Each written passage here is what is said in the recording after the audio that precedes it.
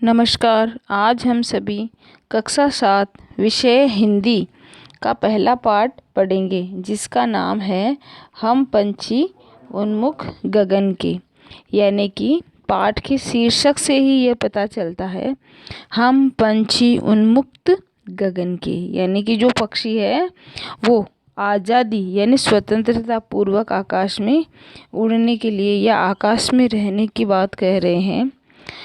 इस पाठ के जो रचयिता है उनका नाम शिव मंगल सिंह सुमन जी है।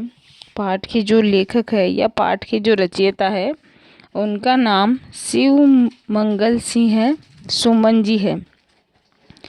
शिव मंगल सिंह सुमन जी का जन्म 5 अगस्त 1915 उत्तर प्रदेश के उन्नाव के झगरपुर में हुआ था।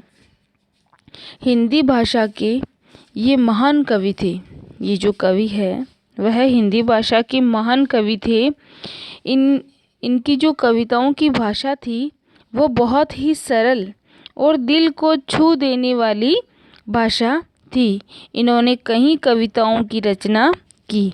इनको साहित्य अकादमी पुरस्कार, पद्मश्री, भारत भारती पुरस्कार जैसे बड़े सम्मानों से भी सम्मानित किया गया है।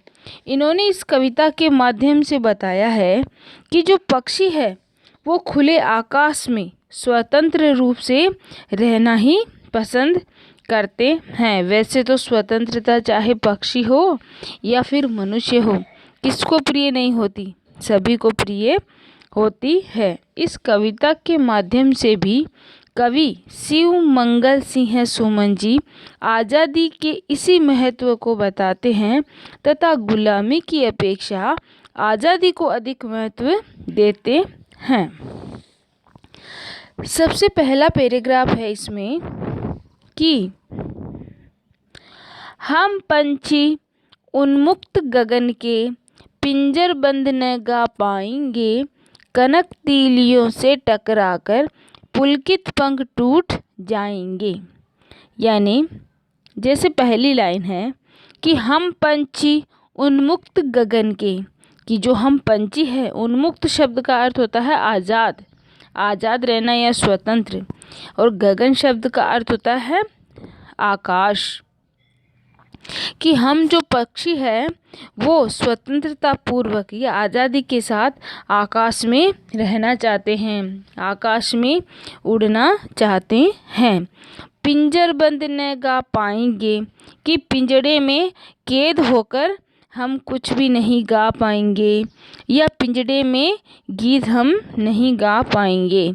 कनक तीलियों से टकराकर, कनक शब्द का अर्थ होता है सोना, तीलियों शब्द का अर्थ होता है जो पिंजरा है उसके जो बनी हुई है तीलियां। जैसे कि ये जो पिंजरा है इसमें जो ये लंबी लंबी लाइनें बनी हुई है, ये लंबी लंबी लाइनों के लिए आया है तीलियां। यानी कि पिंजरा जो है वो सोने की तीलियों से बना हुआ है, उससे टकरा कर पुलकित पंख टूट जाएंगे। यानी कि हमारे जो कोमल पंख है, जो प्रसन्नता पूर्वक हम जिन पंखों के सहारे उड़ते हैं, आनंद पूर्वक जिन पंखों के सहारे हम उड़ते हैं, वह पंख जो है वो हमारे टूट जाएंगे। कहने का मतलब इन पंक्तियों में यह है कि कवि क्या कह रहे हैं कि पक्षी कहते हैं कि हमें खुले आकाश में स्वतंत्र रूप से रहना पसंद है, हम पिंजड़े में रहकर गीत नहीं गा पाएंगे, और जो सोने का बना हुआ पिंजरा है उनकी तीलियों से टकराकर हमारे जो कोमल ये जो मुलायम पंख है जिनके सहारे स्वतंत्र रूप से हम आज़ाद या स्वतंत्रता या प्रसन्नता पूर्वक हम उड़ते हैं, ये हमारे पुलकित जो पंख है, कोमल जो पंख है वो टूट जाएंगे। हम बहता जल पीने वाले, मर जाएंगे भूखे प्यासे, कहीं भली है कटुक निबोरी, कनक कटोरी की मैदा से। हम बहता जल पीने वाले, मर जाएंगे भूखे प्यासे। यानी पक्षी कह रहे हैं कि हमें तो बहता हुआ जल पीने की ही आदत है, नदियाँ, झरने जो होते हैं उनसे ही हमें जल पीना अच्छा लगता है। मर जाएंगे भूखे प्यासे, भले ही हम बाहर रहकर भूखे प्यासे मर ही क्यों न जाए, लेकिन हमें बाहर ही रहना पसंद है।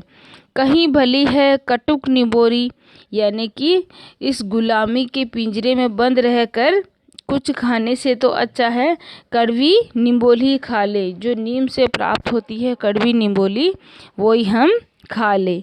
कनक कटोरी की मैदा से, यानी कि भले ही आप हमें सोने की कटोरी में ही पानी क्यों रख दे या सोने की कटोरी में ही आप मैदा क्यों नहीं खिला दे, लेकिन हमें तो बहता हुआ जल पीने की आदत है। और हम स्वतंत्र रूप से अगर रहेंगे या स्वतंत्रता पूर्वक अपना जीवन बाहर गुजारेंगे तो भले ही हम भूखे प्यासे मर जाएं, भले ही हमें नीम की निबोर ही खानी पड़े, लेकिन हमें बाहर और स्वतंत्र रहना ही पसंद है। स्वर्ण श्रृंखला के बंधन में अपनी गति उड़ान सब भूले, बस सपनों में ही देख रहे हैं तरु की फुनगी पर के झूले। कहने का मतलब इन लाइनों में यह है जैसे कि स्वर्ण श्रृंखला के बंधन में, स्वर्ण यानी कि मैंने आपको पहले बताया था कि सोने, श्रृंखला यानी कि एक दूसरे जो कड़ियाँ जुड़ी हुई रहती है ना, श्रृंखला यानी कि सोने की जो श्रृंखलाओं से बना हुआ जो पिंजरा है उसके बारे में बताया। बंधन यानी कि बंधा हुआ, सोने की श्रृंखलाओं से जो पिंजरा बना हुआ है, अपनी गति उड़ान सब भूले, उसमें रहकर हम अपने उड़ने की जो चाल थी वो भी भूल गए हैं। उड़ने की जो गति थी वो सब हम भूल गए हैं। बस सपनों में देख रहे हैं कि अब तो हमें सपने ही आते हैं और सपने में ही हम देखते हैं। क्या देखते हैं? तरु की फुनगी पर के झूले। तरु शब्द का अर्थ पेड़ होता है, फुनगी यानी कि डालियों में, कि जो पेड़ों की जो डालियां हैं उन पे झूले हम सिर्फ सपनों में ही देखते हैं। सपनों में ही अब तो हम पेड़ों की डालियों पर झूले देख रहे हैं। कि इसमें पक्षी कहते हैं कि हमें सोने के पिंजरे में जो आपने बंद कर दिया है, इसके कारण हम अपने उड़ने की जो गति है वो सब भूल चुके हैं। उड़ने की जो हमारी चाल है तथा जो गति है वह सब भूल चुके हैं और अब तो बस सपने ही आते हैं। और सपनों में ही हम सब देखते हैं कि पेड़ों की जो ऊंची डालियां हैं उन पे हम सभी झूल रहे हैं। हमें सिर्फ अब सपने ही आते हैं। आगे ऐसे थे अरमान की उड़ते, नीले नभ की सीमा पाने, लाल किरण सी चोंच खोल चुगते तारक अनार के दाने। ऐसे थे अरमान की उड़ते, यानी पक्षी कह रहे हैं हमारे अरमान या हमारी आशाएं ऐसी थी कि नीले नभ की सीमा पाने, कि आकाश की जो नीला जो आकाश है उसकी सीमा के पार ही हम उड़ जाते। कि हमारी ऐसी आशाएं थी कि हम आकाश की जो सीमा है उसको भी हम पार कर दें और नीले आकाश में इतने उड़ें कि जो आकाश की सीमा है उसको भी हम पार कर जाएं।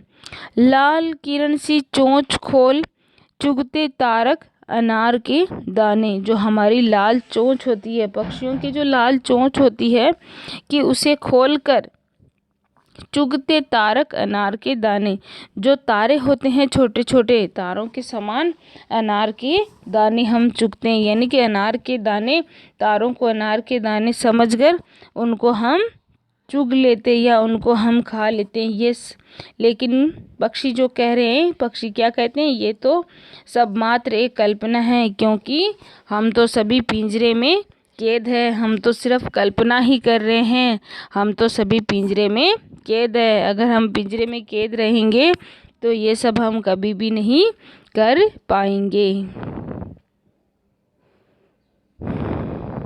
आगे, होती सीमाहीन क्षितिज से इन पंखों की होड़ा होड़ी, या तो क्षितिज मिलन बन जाता या तंती सांसों की डोरी।